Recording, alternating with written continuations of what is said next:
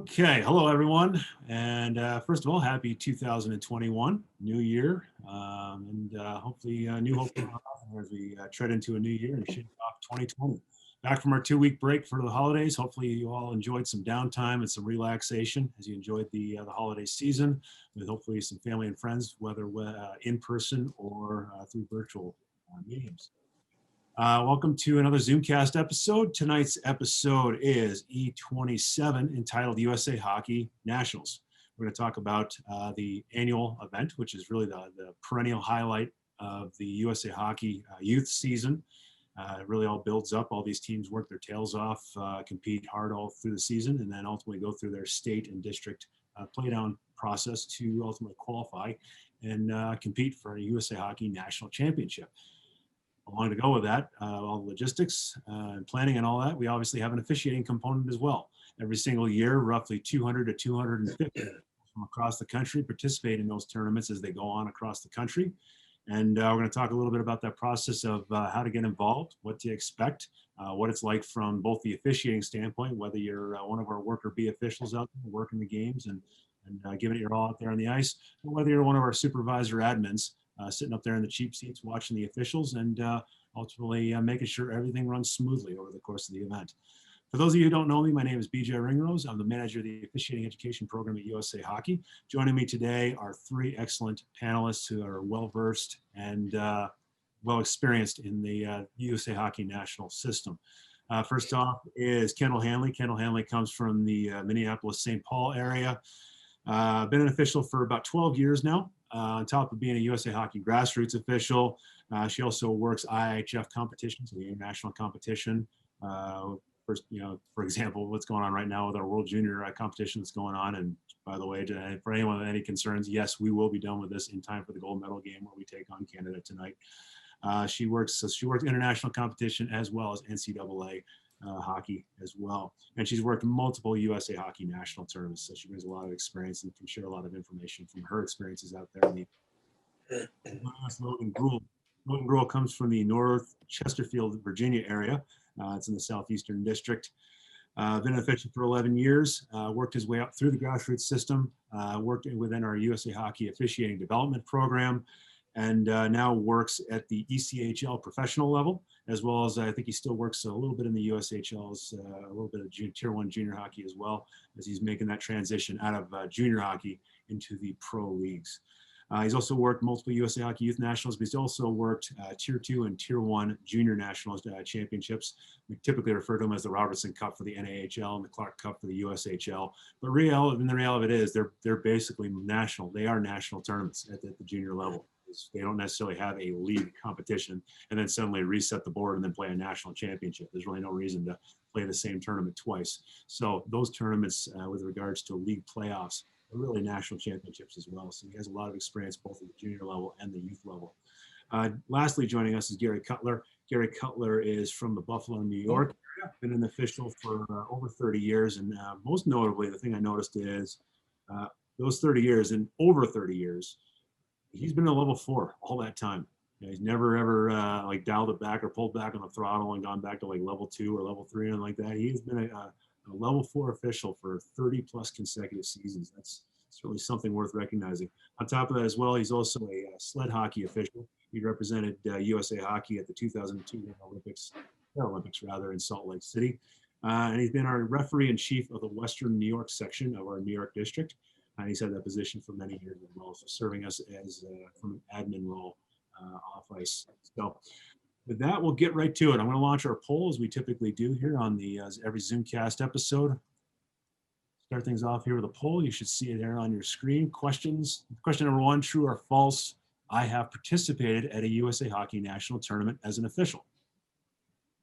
Question number 2, if you have never participated in a USA Hockey national tournament, please check any reason. And it's multiple choice. You can pick as many as you want. If you don't see a particular reason listed there to select, you can just add it into the chat feature here in Zoom as well and share it with us. And lastly, question number 3, true or false? I have worked a league, regional sectional tournament, state tournament, or USA Hockey district playoff. So we'll leave that poll up there for about another 10 to 15 seconds or so as your answers come rolling in. Okay, pencils down. Looking at our answers as I'm sharing them with you. First question, true or false? I have participated in a USA Hockey National Tournament as an official, and most of you said false. So I'm certainly curious to look at the next question to see what some of your reasons are. But about a quarter of you have actually participated in the past. So that's certainly encouraging to see. But we'll certainly hope to get the other 75% or so of you to hopefully get involved yourselves. Looking over the various reasons, if you've never participated in a USA Hockey National Tournament, any of the reasons. It's like about half of you said, I'm not a level 4 official, which is it's not necessarily a firm requirement, but it's one of the requirements that the referee section actually participating in USA Hockey Nationals. Some say not experienced, not enough experience. I've only worked in a couple of seasons, so you haven't quite earned that level of experience yet to participate, so we certainly understand that. My location has never hosted an event. Sometimes it does boil down to proximity. If you got one in your backyard, obviously it's a little bit easier to participate versus being one of the officials that's selected to actually travel. And then some of you also said, about half of you said, I'm not sure how to get selected. So if we answer one question tonight, we want to answer that one. How to actually get selected, how to put your name out there and get selected to work a national tournament if you're interested in it. And then looks like some of you have also entered a few things in the chat, and we'll probably reference some of those as we move along here. Question number 3, true or false? I have worked a league, regional, sectional, state, or USA Hockey District playoff, and most of you said true. About 3/4 of you said that's a true statement for you. So you worked some level of a league or a state playoff or something like that, but you haven't necessarily worked a USA Hockey National Tournament. So hopefully we can answer some of your questions with how to get involved. So that's our poll, and we will actually get into the discussion itself now. I just want to remind everyone that the Q&A and chat feature within the Zoom webinar platform, you can use that to submit questions, either myself or the panel at any given time. We'll keep tapping those questions, and we'll do the best that we can to address and answer as many of them as we roll through the next hour here. So with that, we'll get to it. And I guess I'll get this conversation going by first launching the questions to our two respective officials here joining us here on the panel. And we'll start with Kendall. Kendall, you've worked multiple tournaments, and I'm sure there's got to be some level of anticipation and excitement when you know that at this point you know that invitation's coming, or you're hoping that invitation's coming, that you're going to get invited to work a national tournament every single year. So the invitation arrives, you get that email in your inbox inviting you to whatever event that you're ultimately being invited to. What's kind of the first thing that starts flowing through your head as you're thinking about preparation and getting ready? A few things, just depending on when it usually comes out a couple weeks in advance, usually about a month in advance. So I look at flights, to be honest, because we're in charge of booking our own flights. So I always pull up flight prices, see where they're at, and look at my work schedule. I kind of already have blocked out and given a heads up to work, but just making sure I have all my ducks in a row as far as time off from work or shuffling things around in my life to make sure that I can, have somebody to watch Noah, my yellow lab. And then, it kind of starts into the R8 rule book. Have I been working the youth rule book a ton recently? If not, just refreshing myself. I have a bunch of cheat sheets that I make every year, even for nationals. I laminate, get ready to go. So just kind of getting all my ducks in a row, sweaters, crests. Do I need new pants, laces, just, kind of what am I going to take? And I start my kind of laundry list of, off ice attire and what am I packing in my bag? So kind of just getting ramped up and ready to go. Thanks, Kendall. Really good answers all across the board. But you reference a lot of things. There's quite a bit that goes into preparation, and I'll kind of pass it over to Logan now. Logan, going into, say, a national, like a normal youth USA Hockey National Tournament, or even going into a league playoff, whether it be Tier 1 junior with the Clark Cup, or maybe you're actually selected to work a playoff at the ECHL professional level. Do those same sort of things go floating into your head, like just that laundry list of preparations? Is there a checklist or anything like that you kind of follow as you get ready for the your first playoff game? No, it's awesome. I mean, first off, it's so exciting. It's a great feeling just to get that. And it's, you're just so excited and you're just honored. And there's so many great officials we all work with. So I know it's a tough selection process for, even the supervisors and stuff. So just to be in that conversation, whether I get them or not is a great honor. But yeah, no, I think luckily we're all pretty much skating that time of year, so we should be in pretty good shape. Shouldn't really have to change a whole lot. For me, I like to be in a good mental state, well rested going into those tournaments, especially. Like Kendall said, looking into travel and making sure I'm available, number one, and just being well rested and in that right mental state of mind, because a supervisor told me once, just do at nationals or at playoffs what got you there, because obviously something got you there. So just to not change a whole lot, but just enjoy the moment and live in the moment and have a good experience for sure.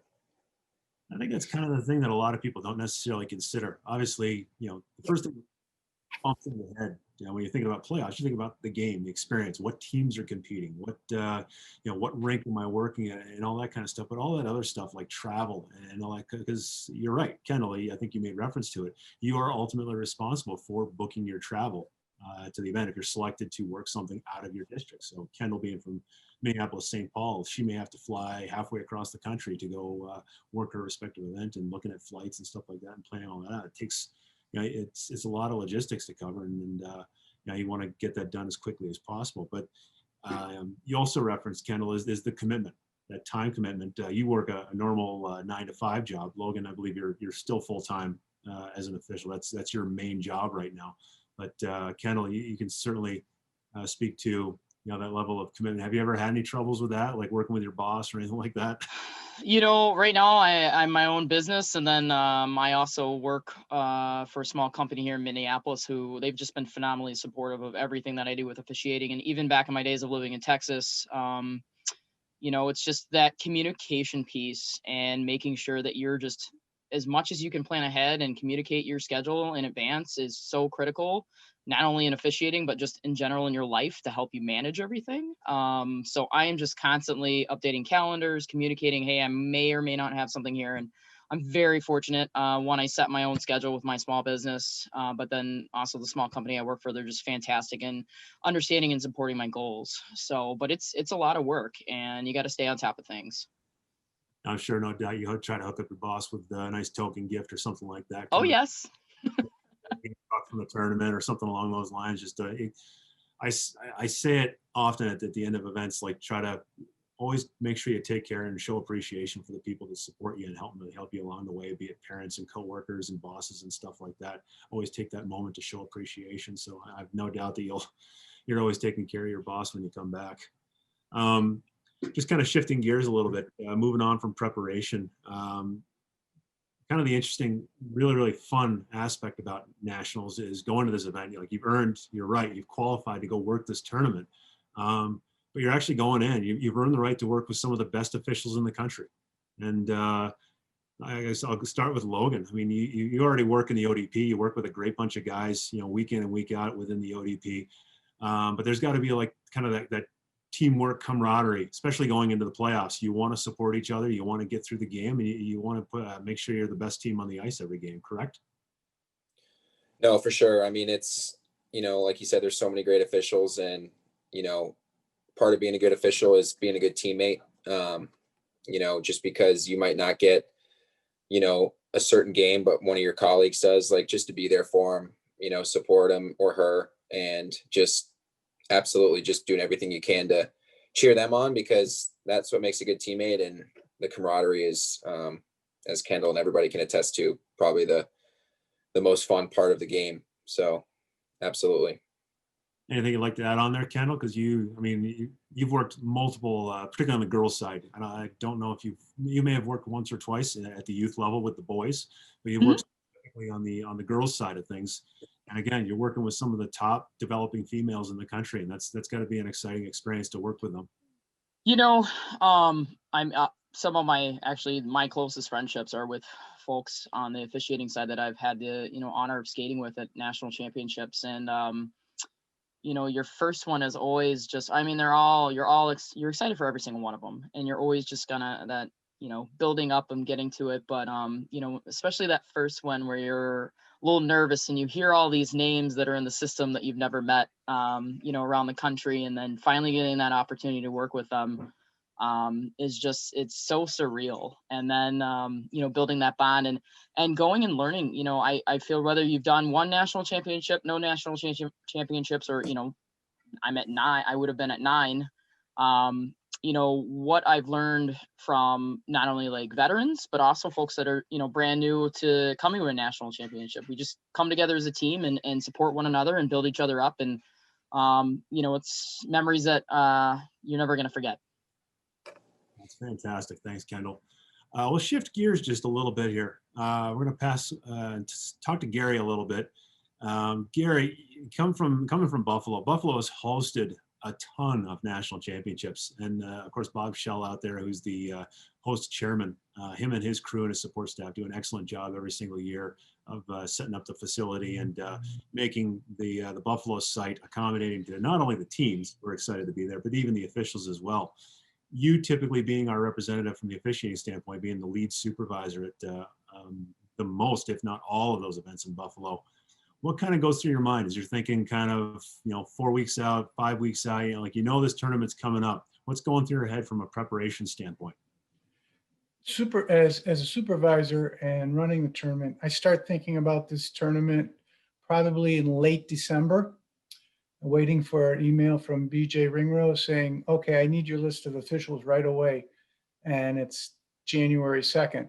So I start getting that ready, preparing a list of officials to submit to USA Hockey, and then wait for their response if they're going to actually come, because some guys, for whatever reason, can't get off of work, even though they would love to come and do a national, but for whatever reason, they can't get off. So there's always people declining it. And also the logistics of making sure that the hotels are available, transportation is there, there's food for you guys. You know, my job off ice is to make it as easy as possible for you guys. So when you get on the ice, that's all you really need to worry about, is officiating the best game you can out there on the ice. Well, it even goes even a little bit bigger than that too, is certainly there to accommodate the officials and make sure they're set up for success out there on the ice, but you also work hand in hand with the host committee. Various USA Hockey representatives come in as tournament directors. So you work certainly with them, but also you work with Bob Schell and his team to kind of a support role to ultimately make the tournament the best, you know, best event that it possibly can be. There's just so many moving parts, is there not? Oh, most definitely. I'm in constant contact with Bob Schell, the tournament director, probably starting in mid-January.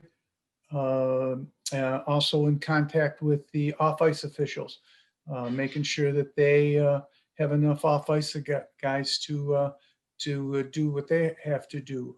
Have a couple of meetings with them, go over some rules, you know, so we're all on the same page. So we're all working as a team, and we can all get this tournament done in a very great fashion, and that everybody is happy at the end of the day, hopefully. But we all know that doesn't happen with some coaches and parents and officials. You know, not everybody gets to work championship game or playing it. No, it's funny. We're definitely going to get to that in a little bit. The idea of like working our way through the play down series and you know, earning playoff assignments in addition to just the normal round robin games that you would normally work. But yeah, the last thing I'll ask you as well is working hand in hand with that host committee. You even have your staff of supervisors that you work with as well. You being the lead supervisor, you're kind of leading the officiating team and working hand in hand with the hosting committee. But then you have your officials, the guys out there actually banging out the games out there on the ice, but you also have your staff of supervisors that are ultimately kind of critiquing these guys and giving them feedback, correct? Yes, that is true. Because we've had so many, probably I think 12 or 13 years now of national tournaments here. Pretty much we have a set staff that come in and stay through the whole tournament. We set everything up. We go over the new rules, we go over some logistics, give them who's refereeing. I give them the scores, the game assignments for the first day, and then they go watch everybody officiate. Each supervisor is on the rink watching every game. Every game is supervised, and giving feedback to the officials, what they did good and what they did bad, and hopefully anything bad they learn from it, and the next game they improve upon it. Generally, we have somewhere between 7 to 8 supervisors working, helping me work it out, because on Saturday evening, when we all meet to go over game assignments for the semis and quarters and semis and final games, we all meet together and compare notes and see who's going to be the best officials we think for the championship game, and work our way back down into the semis and quarters. Great. Thanks, Gary. We have one question from our audience here. Is it possible to work a national tournament as a linesman only? I prefer lining games to refereeing them, and I'm not sure if that is an option.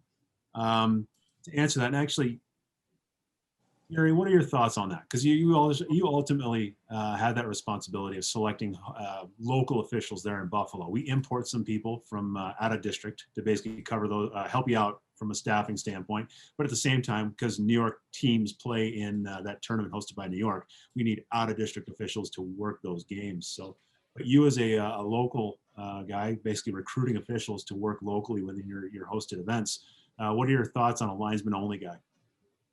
I have no problem with that. I know there are some officials out there that prefer to be a linesman, and after watching them, I prefer them being only a linesman also. Yeah, there's no problem at all with that, as long as you tell the supervisor ahead of time, hey, that's all I want to do is line a game, and so he's not put on the spot when you get your game assignment and all of a sudden you're refereeing and you go, whoa, I don't want to referee. And then you have to call the supervisor up and say, hey, I don't want to ref this, I want to line it. And then we got to juggle everything around, because we try not to have officials see a team more than twice in the whole tournament. That's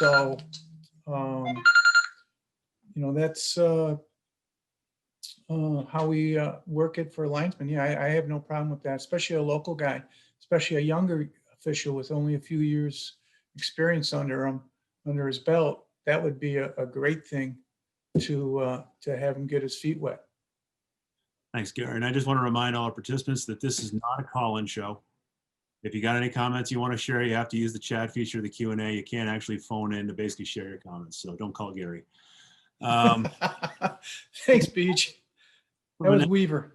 Well, from a national standpoint, and I speak this because I'm the one coordinating all the traveling officials that travel to the different events, and particularly also districts that don't host an event. Typically, if you host an event, your district hosts an event, you're probably going to work that event almost always.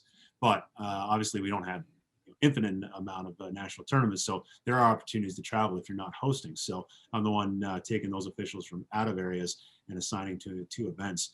To travel to an out of district tournament, you're really going to have to fit the top requirements of being a level 4 official, and you're really going to have to meet the requirements of refereeing and lining, only because we're sending officials out of district officials to particular events to work the host teams or the teams within that tournament. So we need you to be there to be a referee to work those teams that represent that respective district that you're actually working in. So to travel an official and basically pay the cost, because we do actually compensate travel costs for officials. We pay not all airfare, but we compensate almost all airfare, a good portion of the airfare, as well as we pay per diem and we cover your hotel. To travel someone, say halfway across the country to go work an event, obviously we want to get the best bang for our buck. So we really do strongly prefer that you be a level 4 official and also able to referee in line. That being said, if it's maybe a short car ride, like maybe you live only 100 or 200 miles away and you're just jumping in the car, there's not quite so big a cost to bring you in to work the event. There might be a possibility there to come in and just to work exclusively as a linesman during that event. That's something you would have to speak to your district referee in chief, because ultimately we haven't really covered this yet as far as the whole selection process and being selected. But it's really the district RICs that ultimately drive the process of selecting their officials. every single year, as Gary made that reference of January 2nd, and there's a reason for that. Right at the beginning of January, I reach out to all our respective district referee and chiefs, soliciting their names to work the various national tournaments. And the reason that it's early January is we actually have a rule within our rule book, USA Hockey Annual Guide. There's a rule within the officiating program that you must be a completely registered official by December 31st of that season to be eligible to work nationals. So I have to ultimately wait until January before I can reach out to the RICs. But it's a rule that just to be aware of if you're interested in working nationals. Obviously go for level 4 if you can, get that level 4 accreditation. If you don't get it and you're a level 3, you could still be considered, particularly if you're hosting your local area and we're not traveling you anywhere and you're a level 3, it's possible that they might need a local linesman or a local official to work. And if they can't get enough level 4s, they will consider level 3s to work events. But ultimately going and earning that level 4 is the best way to get there. But then ultimately those district referee and chiefs, once they make their selections for who they want to represent their district to work at nationals, that's when they pass those names back to me. And then I begin the process of confirming everybody to rosters. And that confirmation process is then when Logan and Kendall start booking their flights and making their preparations and all that. I think probably the most interesting day is just arrival because correct me if I'm wrong, Kendall, you always have a pre-event meeting, do you not? Yes, we do. So typically we get a heads up when we're booking our travel just to build in enough time to make sure that we're there before the pre-event meeting. Typically it'll happen in the evening just to give everybody a chance to get in, get settled. But it's just kind of that first event where you get to meet everybody. There's a ton of faces you might not know. Learn where everybody's coming from. And for us, we usually will get our first game day assignments there. And then if there's any rules that we need to be aware of or changes to protocol, overtime format, clarification questions, just making sure that we have all of our ducks in a row before we hit the ice bright and early that next morning for the first game. One other thing, BJ, I would like to think in with the pre-tournament meeting is also one of the things is to get everybody on the same page. A lot of people are working out of multiple rule books, and being in USA Hockey National Tournament, we want to make sure that everybody's on the same page working out of the USA Hockey Youth Rule Book, and forget about NCAA, college, or juniors, or whatever else league you're working. We want to make sure that you are working strictly out of that rule book, and so we want to get your thinking of those rules and forget about all those other rules. Anything to add on there, Logan, as well? Like, as you've worked at the junior level, I'm assuming you have probably some 1 or 2 meetings before you actually get going with the playoffs in your various leagues, correct? Yeah, especially with junior playoffs, we have Zoom calls, but the pre-tournament meeting, we touch on the teams, some of the players, what we might expect, how the teams are playing up to that point. But like they both said, I mean, it's basically get everybody on the same page, get everybody in the right, frame of mind. And, I remember my first national tournament being so nervous just arriving for the pregame meeting because I didn't know anybody and just super nervous, but super exciting. And yeah, it's great. It's a great way to just get on the same page and get you even more excited and what to expect for the week. Why don't you bring up expectations? Because I mean, certainly you, Gary, being the lead supervisor, bringing everyone into your Buffalo area, it is kind of on you to kind of set the expectations for the week and basically let everyone know what's expected of them and answer their questions and hopefully even make them comfortable and accommodated and like they're ready to go. It's to settle those nerves when Logan Gruhl is walking into your building, say for the first time, doesn't even know where the scoreboard is. Forget the shaky on the rules or anything like that. It's kind of on you as the supervisor to kind of calm those nerves down, set the expectations, and get them ready to work, right? That is most definite. I mean, especially you get the younger guys coming in the first years, they're all nervous. They don't know, what to expect, anything like that. And that's why I said, as part of our job is to make everything on the off ice as smooth as possible. So when you go on the ice, that's all you can think about is going on the ice and doing and officiating at the best of your ability. And that's one of the expectations that I strive for, is you referee at the best of your ability. Forget about everything else. Sure, you're going to have some setbacks. You might not get the game you want, whatever the case may be. But at the end of the day, you should be officiating to your best of your ability for that game. And that's all we can expect of you, to do that. You ever find yourself with like kind of a mantra for the year or anything like that? What's the theme going into this week, or what's the theme this year for national tournaments? You ever have anything like that, Gary, float through your mind? Oh, yes, we have many themes, the overall theme, what we want to do, and then even day to day, different themes, and some of the expectations, like, like where we expect you to be at certain plays during the game, where you're supposed to be. I know that officials can get lazy at times, and that's where I tell them, you can't get lazy at nationals. You need to be where you got to be, on the goal line, on the blue line, in the best possible position to make the call.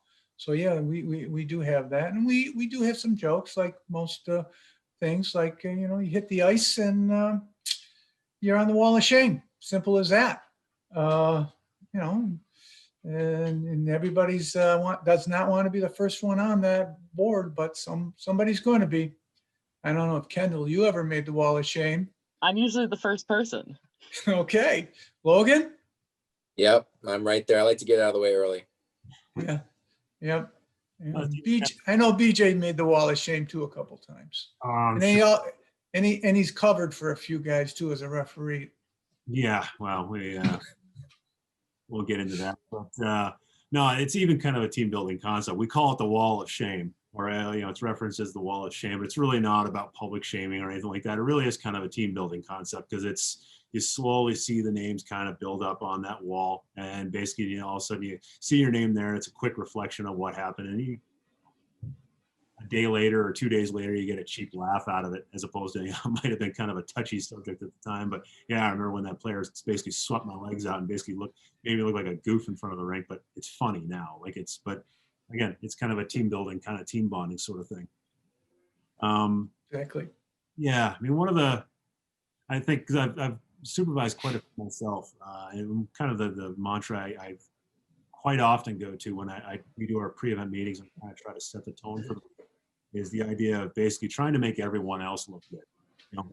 You can go in there with the attitude of making yourself look good, because I want to work a playoff game, or I want to work the final, whatever. I can make myself look good, but instead work on making everyone else look good. Because if everyone has the attitude and the mentality to make everyone else look good, everybody looks good. And again, that builds into that teamwork component of supporting each other, which is ultimately going to have a successful program for us over the course of the week. So that's kind of my attitude regarding that. But Gary's referenced it a couple of times, the fact that he has the supervisor staff watching games, and ultimately the supervision aspect, I think, has got to be probably one of the highlights of working a national tournament, and probably even just sometimes the most educational. You learn from those tough moments where you're working, very, very emotional, because it's nationals. It's not your average Saturday morning game. It's nationals. There's a lot of emotion in the building. Working those types of games, you learn a lot. Correct, Kendall? Absolutely. The mute button sometimes gets me. I think that is 100% one of the biggest highlights of nationals, is just the exposure to having, game to game supervision, and a variety of supervision, the ability to, make quick adjustments and take that feedback and implement it instantly. And we've got supervisors that are, not only just like, on the women's side, that are regularly kind of at the national level. We've got women that are, and supervisors that are currently involved with like the IIHF. We've had guest supervisors in the past that come over from abroad. So just being able to take these different perspectives that they bring to the game as supervisors, and can help you put new tools in your toolbox, a habit that you might not have even known that you had, and somebody just sees you for the first time and they're like, why are you doing that? You're like, I didn't know I did that. So, and being able to make that adjustment right away. And then of course you're going to notice it for the next, 60 minutes of the next hockey game, every time that you do something that they point out. But it's just one of the best aspects, I think, from working a national championship, is having those supervisions. And I'll pass it over to Logan. It's Logan. It's not even necessarily all about the negatives either, because the supervisor there, one of their key roles also is to support you. And you know what, maybe you had a game out there that just didn't go particularly well, be it one incident or just for whatever reason. Maybe you're just a little off that game. You're having difficulty finding your groove. From a supervisor's standpoint, I still need to get at least a couple games out of you. The week ain't over yet. I still need you to work. So I'm sure you've had those moments where the supervisor, comes in. Sure, we talk about, mistakes and things we can improve on, but at the same time, it's really more of a let's learn from this and how do we get better. It's more supportive, correct? For sure. I mean, nobody's there because they're perfect.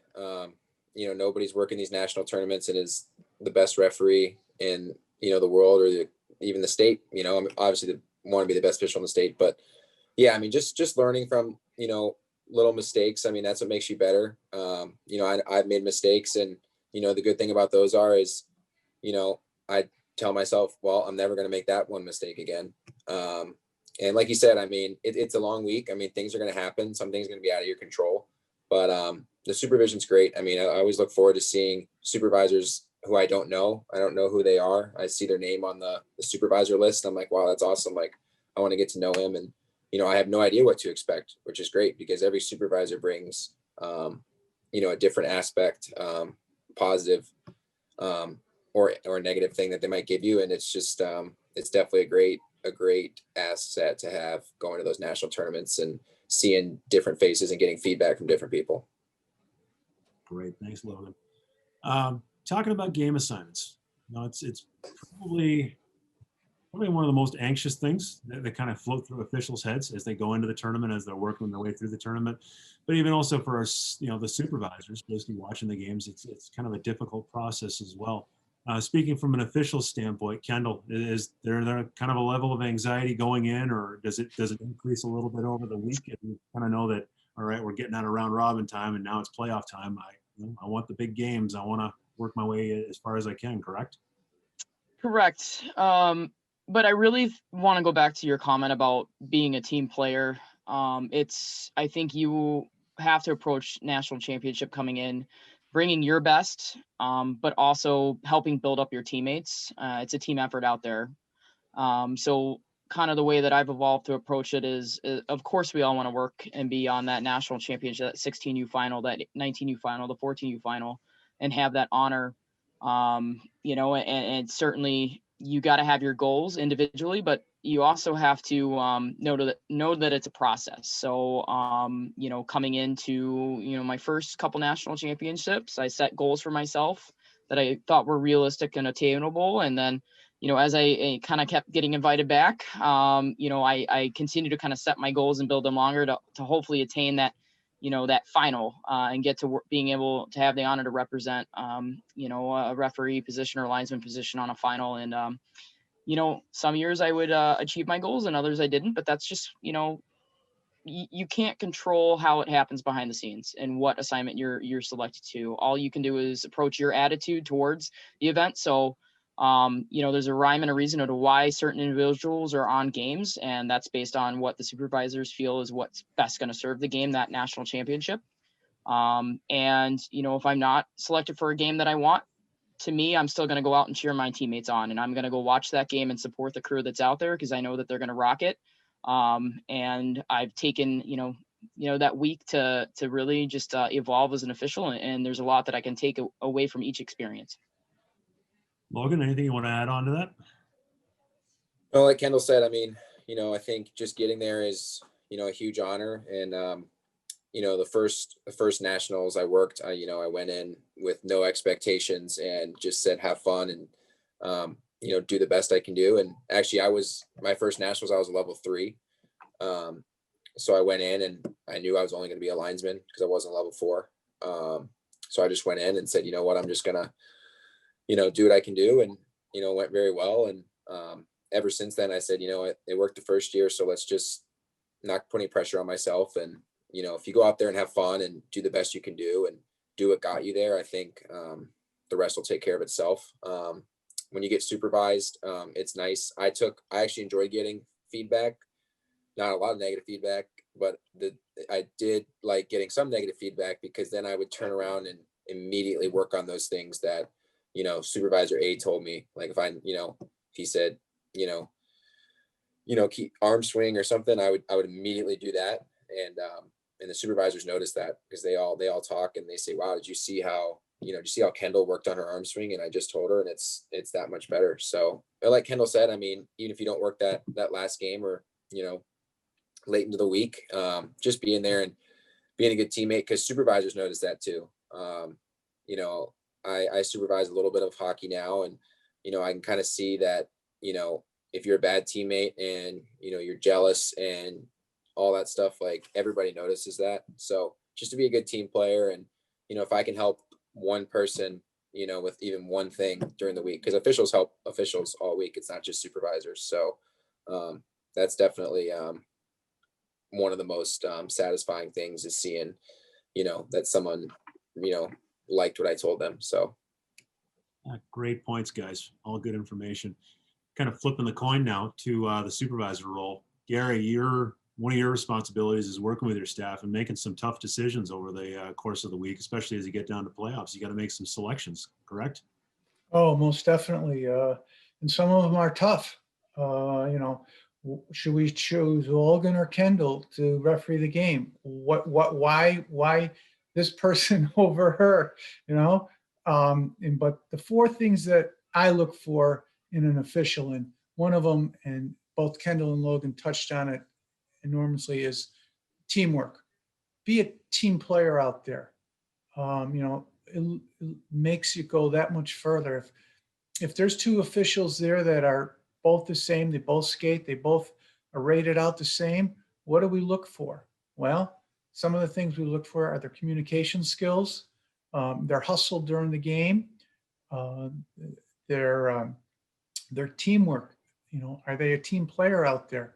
Are they going to help the other two or three officials out there to make that game a great officiated game? And the fourth thing is, just as Logan has mentioned, be yourself out there. Don't try to do more than what you can do. It just doesn't work. You just have to be yourself, and that will get you through it. And, it might not get you the first year, but you'll come back and you'll get there. Maybe you'll get it on the second year coming up. But those are the four things that we look for in an official, to make sure that, that, and then we look into the other things, positioning, rule knowledge, but those are the four major ones. Communication out there is key. Your hustle, put yourself in the proper position to make the proper call, teamwork, and, be yourself out there. Thanks, Gary. You bring up a really, really good point. And I forget exactly who planted this seed in my head. It was someone actually from the coaching side of things, but with setting expectations. And he had the mindset of basically when he coached his teams were going into tournaments and stuff like that. His mindset and what he told his young players were, just do what got us here. Particularly when you're going into, let's say, like a championship game. We've come this far. We've been successful. Obviously, we're good enough to be here. Don't worry about trying to change things up. Don't worry about trying to go above and beyond. Just do what got you here. And if we have to make an adjustment, we'll make that adjustment. But don't necessarily feel like you have to completely change your mindset or completely change your approach to the game just because suddenly it's a championship game. And I think that applies really, really well to officials. You've had a successful run all year. You've been selected to be at the Nationals. Just do what got you there. Correct, Kendall? Yeah, absolutely. And a lot of that is you're working on, you have a season where you're just working to develop and tweak things here or there, and hopefully getting a lot of local supervision.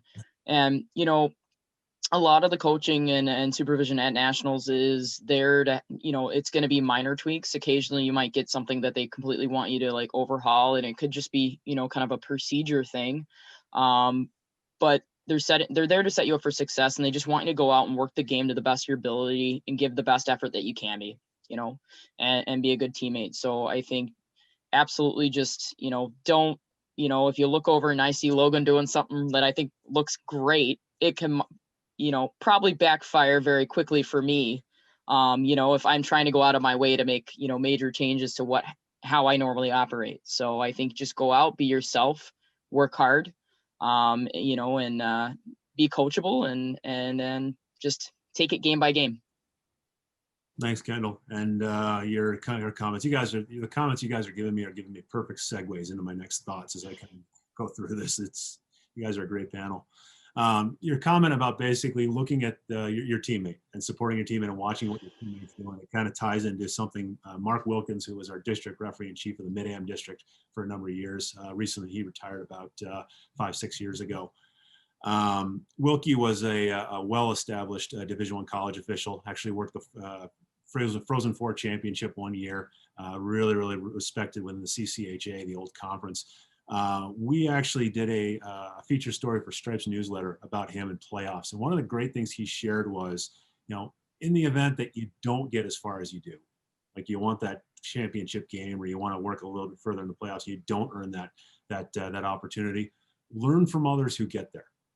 In other words, watch the other people, watch the guys who are working that championship game or are working playoffs when you're not. Learn from them. What are they doing that you're not doing? And I'll pass this on to Logan. I mean, Logan, working in the ODP, I mean, you're constantly developing and evolving, and you're working with officials that some, basically maybe new to the program, and then certainly they're a couple steps behind you. But at the same time, there's probably a couple officials as well that are maybe a few steps ahead of you. And I would think maybe your mindset would be to kind of like, what are they doing that I can learn from? Correct? Oh, absolutely. I mean, I think I've learned so much from supervisors, of course, but arguably I've learned more from watching, guys who have, mastered or succeeded at a certain level and, graduated from that level and, just trying to take notes from that. Sometimes, in certain leagues you get to work, with 4 officials and, haven't, seen what your partner's doing because he's worked that league all the time. And this is your first one. I mean, just it's almost like, you're starstruck sometimes, like you're watching this guy and you're like, oh my gosh, like he's so good. Like, what can I do? Like, obviously, can't do everything like him, but just try to, mirror that. And whether it's positioning or communication or anything, I mean, it's absolutely, definitely 100%. Some of the best things I've learned are from other more experienced and quite frankly, better officials. So. But even then, you're also sharing that information with the younger guys, the guys that are just coming into the program. Maybe they're working playoffs, maybe they're not. But those guys that haven't been around quite as long as you have, you're still passing that information along, correct? Absolutely, and it all comes full circle. I mean, just giving back to younger and newer officials, and setting a good example for them. I've gone back and worked games where I haven't worked that certain league in 3 years, and I could go into that I could go in with that attitude of, oh, this game is just. This is so slow and so bad, but, go have fun with it. Like, I worked this league. I mastered this league. Like, it's good to be back, like just to have that and, set a good example for the young guys or young women that, you're working with. And that's a huge part of it. And that definitely makes me feel great just to be able to help somebody if I can. So. Fantastic. Officials are always supporting themselves when they're out there. With that, I guess maybe sort of start to wrap things up a little bit here with maybe hopefully a little bit of levity and fun. I kind of posed to you guys in our green room session to kind of all get on the same page of where we wanted to take this episode. And one thing I posed a little challenge to you with kind of thinking of an interesting story, working in national tournaments and playoffs and stuff like that, whether you have an interesting story you'd like to share. So I'll start with Gary, just because you work so many nationals. Doing it for a long time, but at the same time, you've been doing it exceptionally well. That's why we keep bringing you back to the lead supervisor at every single event. But any interesting stories to share, Gary? Yeah, there's a few there. I was making some notes here. I think probably there's 2 of them that are really the best. One was, and I can't remember the year, it was at Amherst and it was on the Olympic rink, and it was a New Jersey team, and the mother did not like how much the coach was playing her son, which was like very little. And she started screaming and yelling at him, looking down at him, screaming and yelling. The game was over. They started walking through, and there's a causeway right between it. And she takes her shoe off and throws it at him. All right. Luckily he missed. Okay, great. So game, they got shower up or whatever. They go back in the concourse.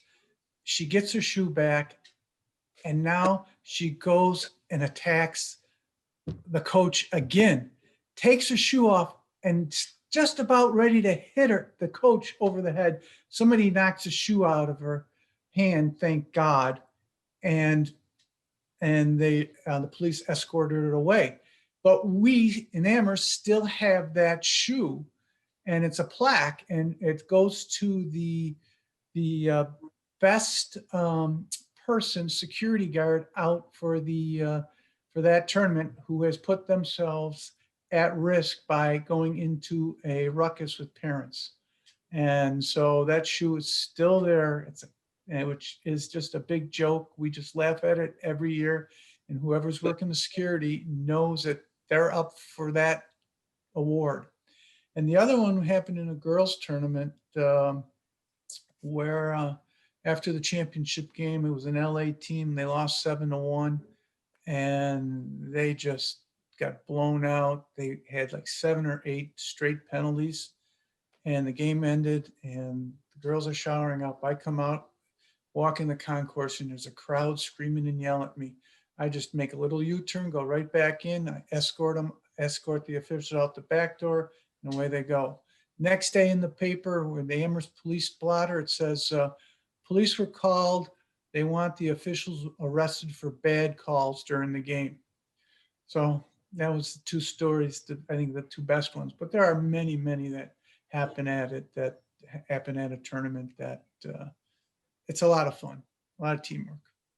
I have screwed up a lot of hockey games over the course of my 30 career. I can't say I've ever actually been arrested and charged with anything for any of my bad calls. So hopefully it never comes to that. Hopefully I'll never find myself in court for any goals that I win.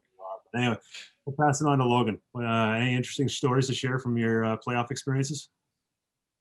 Yeah, that's a good one from sort of away from the rink, but during the national tournament. It was in Washington, D.C. area, Reston, Virginia. And I had a car, so I was driving a couple of the guys that I was working with, I think, later that night to lunch. So we go to lunch, and I got pulled over for making a no left turn. I didn't realize it was a no left turn, but it was a no left turn. And I made the no left turn right in front of the police officer sitting at the light.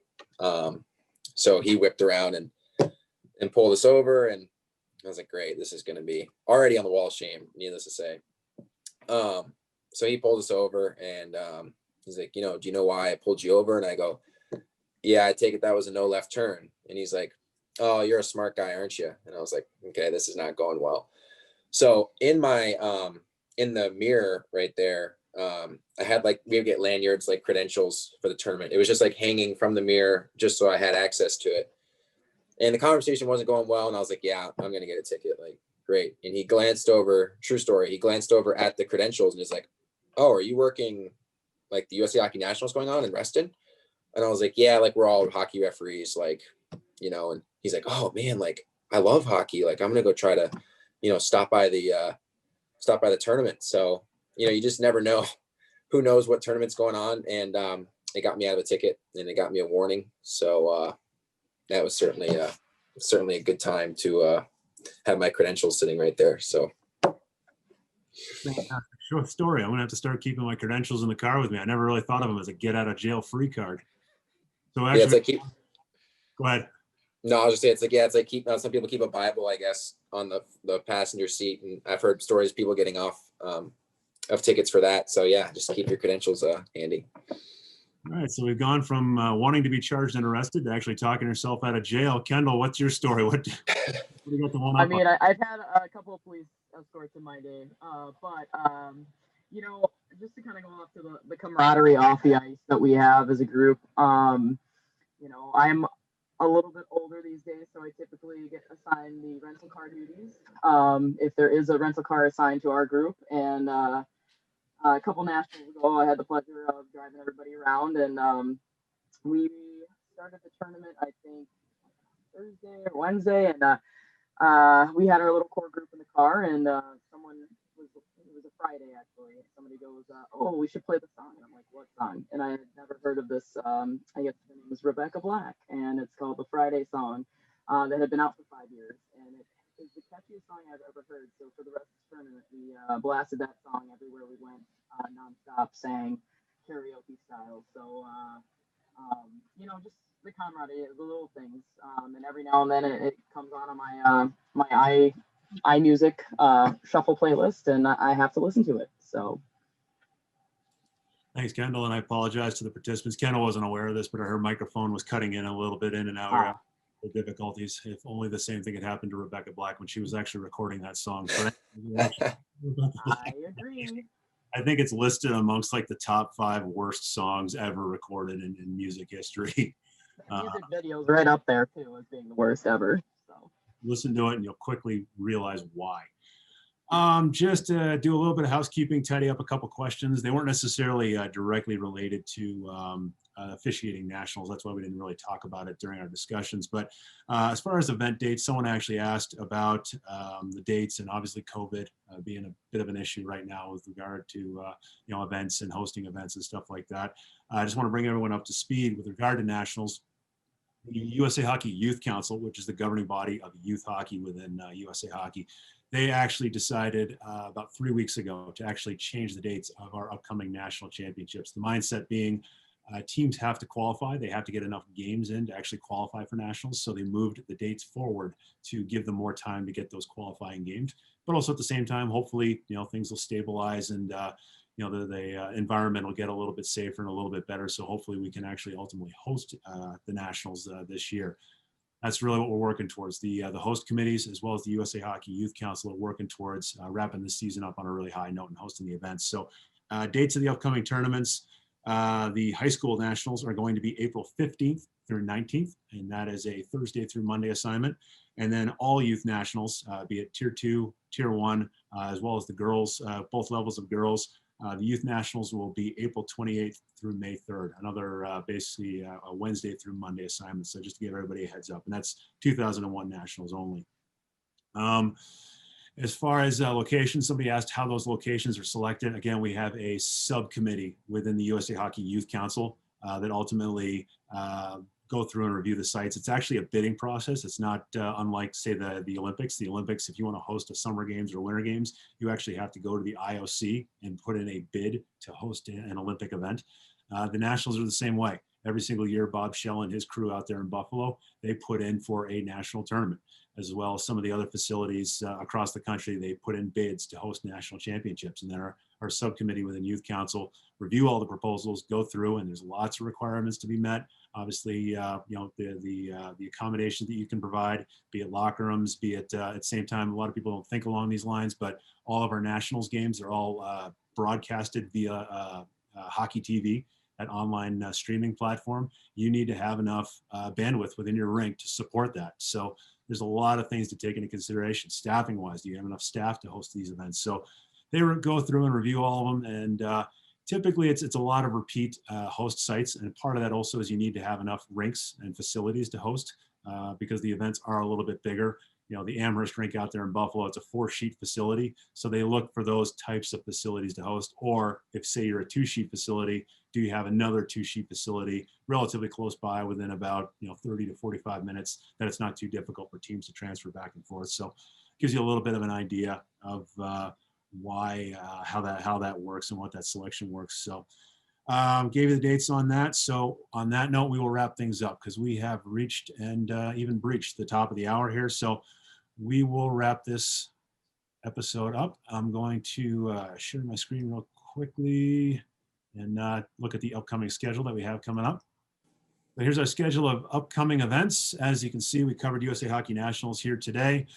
Next week, we will be back with IIHF officiating. Scott Zelkin, who is an IIHF officiating supervisor and conveniently enough, actually up there right now, wrapping up the World Juniors up there in Edmonton, Canada. He'll actually be back and he'll be in the captain's seat for that one. And he is going to be joined by Dina Allen. Dina Allen also, oddly enough, lives out there in the Buffalo area, but she's worked her way up not only through the grassroots level, but the IIHF level, working her way up through those various events and actually represented us as a referee at the 2008 Winter Olympics in Pyeongchang and actually got the opportunity to work the bronze medal game. She couldn't work the gold medal game because we were too busy winning the everything. But she actually went out and worked that bronze medal game, was that she could achieve because Team USA was playing for gold. Also joining us is Jake Davis. Jake on the men's side is working his way up. He's actually worked as far as the World Juniors. I believe he has worked with senior men's as well, which is now kind of putting him there in that kind of that pecking order to hopefully be selected possibly for the next Winter Olympics in Beijing. So we'll hear from those two, and they can share their experiences and how they prepare and how they put themselves in the position to work IIHF events. So the week after that, we're going to have mentoring officials. We had an episode, I believe it was either episode 2 or episode 3. We talked about mentor programs and how mentor programs set up brand new officials for success, and not only success for the first season, but even keeps them around, because the statistics have shown if we can get them to year 3, we keep around 90% of those officials. So right out of the gate, year 1 to year 2, we lose half of our officials every single year. 20 years of history have shown that statistic every single year. But if we can get that official from year 1 to year 2 to year 3, suddenly that third year official, 90% of them stick around. So mentoring has showed us that how successful we can be with getting them to year 3. We're going to talk less about programs and why we need to have programs. We're going to talk about the actual mentoring process. And we're going to be joined by a couple of representatives from our grassroots hockey officiating community to talk about the mentor process. As a mentor, basically what good techniques and approaches do you take to mentoring an official and delivering feedback to that brand new official who's literally scared out of their socks and just trying to figure things out there. But at the same time, we're going to have a young teenage official that's been through the mentoring process and has found a lot of success from mentoring, and still continues to find mentors out there in his hockey community as he builds his game and builds his career and continues with this job. So the week after that, we're gonna have USA Hockey Week. For those of you who are aware of USA Hockey Week across America, that's the week that we as USA Hockey celebrate all the achievements and success and everything there is to love about the game in America. And from an officiating standpoint, we celebrate that by doing the Meet the NHL Officials program, where officials are selected, grassroots officials are selected from around the country to go and represent themselves at an NHL game. And they actually go to the NHL game, go down to the locker room, meet the NHL officials before the game, get the opportunity to ask them questions, what makes them successful, how did they get to be where they are in the NHL, and then ultimately stick around and watch the game and watch those officials out there work their game. And in some cases, they do get invited back down after the game to come with any lingering questions. So we'll talk a little bit more about that program, and we're going to talk about where that program lies with regard to COVID as well when we get to that event. So that is our upcoming schedule. Just a few more things to tidy up before we wrap up here and get on to the gold medal game. As you saw there in that upcoming schedule, we have our social media channels on Instagram and Twitter. By all means, go out there and find those. Really, really easy to find, easy to like, easy to follow. You'll find updates from not only the USA Hockey Officiating Program, but we will quite often retweet and share information from our various other channels that we follow from the USA Hockey Officiating channel. So go out and find those. You also have a survey reminder landing in your inbox once we wrap things up here from SurveyMonkey. Please fill that out. That's when we get our feedback. We want to hear from you, what you liked, what you didn't like. And of course, that question where you had the opportunity to suggest new topics. We are always looking for new topics. We want to know what you want to learn more about with the Zoomcast program. We love hosting it week in and week out, and we want to make this program continue to be successful. Thank you to the participants. If this is your first one, welcome. Thank you for joining us. We hope to see you at many more Zoomcasts in the future as you find those topics that interest you. Keeping in mind also that if you can't necessarily watch a topic on a live on a Tuesday night, you can always find every single Zoomcast episode available for on demand at the Zoomcast page at usahockey.com. We always have all those recorded episodes. But thank you for those participants. And those of you who have been our diehard loyalists, been watching us week in and week out, thank you so much for your support and your dedication. We appreciate it. We love doing this program for you every single week. So we look forward to seeing you again. Lastly, thanks to our panelists, Kendall Hanley, Gary Cutler, Logan Gruhl. Thank you so much for sharing another hour plus of your free time as a volunteer. Thank you for giving back to USA Hockey and supporting us. Hopefully you had fun, and we certainly look forward to having all three of you back at a later episode at some time.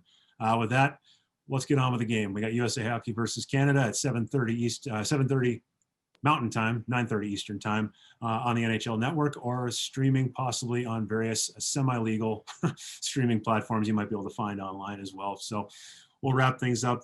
On behalf of USA Hockey and the Officiating Program, I am BJ Ringrose, manager of the Officiating Education Program, saying thank you for your dedication for USA Hockey.